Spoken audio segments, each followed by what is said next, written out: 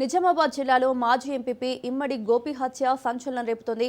ఇందల్వాయి మండలానికి చెందిన గోపి బుధవారం రాత్రి దారుణంగా హత్యకు గురయ్యారు. సొంత గ్రామం గౌరారం నుంచి లింగాపూర్ వైపు కారులో వెళ్తుండగా దారి కాచి మరో కారుతో ఢీకొట్టి గాయాలతో బయటకు వచ్చిన గోపిపై గొడ్డళ్లు కత్తులతో దాడి చేసి హతమార్చారు. ఈ ఘటనలో ప్రధాన నిందితుడు గోపి సొంత అక్క కొడుకే అని పోలీసులు గుర్తించారు. హత్య అనంతరం నిందితుడు నేరుగా ఇందల్వాయి పోలీస్ స్టేషన్కు వెళ్లి లొంగిపోయినట్లు సమాచారం. ఇమ్మడి గోపి ఒకప్పుడు పీపుల్స్ వార్ నక్సలైట్ గా పనిచేసి తర్వాత పోలీసులు ఎదుట లొంగిపోయారు. అనంతరం రాజకీయాల్లోకి వచ్చి ఎంపీటీసీగా గెలిచి బీఆర్ఎస్ హయాంలో ఇందల్వాయి మండల పరిషత్ అధ్యక్షుడిగా పనిచేశారు. తర్వాత కాంగ్రెస్ పార్టీలో చేరి స్థానిక రాజకీయాల్లో కీలక నేతగా కొనసాగుతున్నారు. ఇటీవల పంచాయతీ ఎన్నికలు, కుటుంబ విభేదాలు, డబ్బుల వివాదం నేపథ్యంలో ఈ హత్య జరిగి ఉండొచ్చని పోలీసులు అనుమానిస్తున్నారు.